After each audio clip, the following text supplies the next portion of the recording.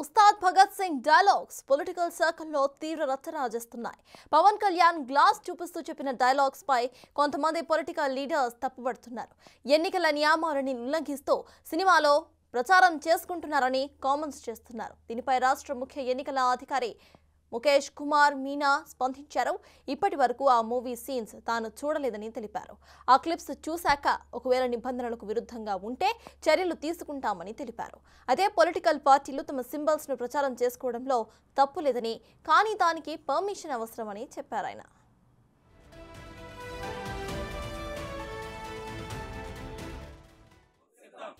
అంటే if any I have not seen it కాబట్టి నేను దీనిపైన కమెంట్ చేయలేను. కానీ ఆ గ్లాస్ చూపించుకొని దీని ద్వారా పబ్లిసిటీ చేస్తే పొలిటికల్ అడ్వర్టైజ్మెంట్ కింద వస్తుంది. పొలిటికల్ అడ్వర్టైజ్మెంట్ చేసుకోవచ్చు, దర్ ఇస్ నో బ్యాన్ ఏం లేదు. కానీ పొలిటికల్ అడ్వర్టైజ్మెంట్ చేయాలంటే ముందు పర్మిషన్ తీసుకోవాలి. సో ఐఎమ్ నాట్ అవేర్, అది నేను చూడలేదు. చూసిన తర్వాత if it is a political advertisement అప్పుడు we will issue them a notice to apply for pre certification of that.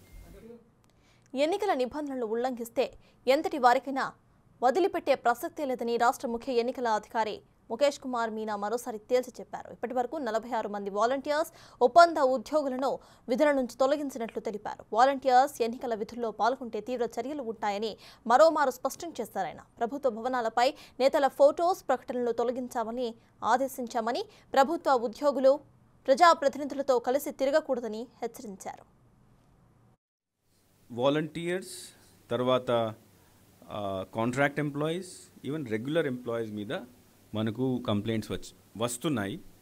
So నిన్నటి దాకా, ఈరోజు కాదు, నిన్నటి దాకా 46 action has been taken against 46 people, which include volunteers, which include some VROs ఉన్న regular employees కూడా ఉన్నారు, తర్వాత కాంట్రాక్ట్ ఎంప్లాయీస్ కూడా ఉన్నారు.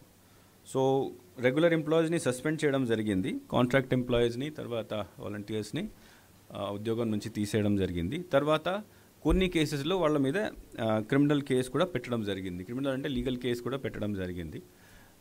రెండు రకాల ఇష్యూ ఉంటాయి దాంట్లో. ఒకటి, somebody goes and participates in some meeting. So ఆ కేసెస్లో యాక్షన్ తీసుకున్నప్పుడు సస్పెండ్ చేయాలి, లేకపోతే కాంట్రాక్ట్ పర్సన్, వాలంటీర్ ఉంటే తీసేయాలి. కొన్ని చోట్ల వాళ్ళు స్వయంగా వెళ్ళి పబ్లిసిటీ చేస్తున్నారు. అట్లాంటి కేసెస్ అంటే అన్డ్యూ ఇన్ఫ్లుయెన్స్ కింద వస్తాయి. దట్ ఈజ్ అది చట్టం ప్రకారం నేరం. సో అక్కడ క్రిమినల్ కేసు పెట్టడం జరుగుతుంది. ఈ రెండు రకాల వ్యవస్థ ద్వారా యాక్షన్ తీసుకోవడం జరుగుతుంది. ఇంకా ఈరోజు కూడా కంప్లైంట్ వచ్చినాయి. మనము ఇవన్నీ ప్రాసెస్ పార్ట్ ఉంటాయి.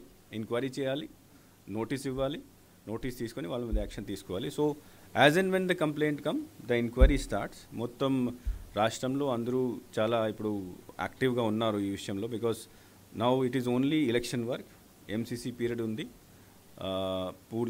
పూర్తి అధికారాలు ఉన్నాయి. కాబట్టి ఒక ప్రాపర్ ప్రొసీజర్ ఫాలో చేసేసి ఎక్కడైనా మనకు కంప్లైంట్ వస్తే, ఎవరి మీద వస్తే ఎంక్వైరీ చేసేసి యాక్షన్ తీసుకోవాలి.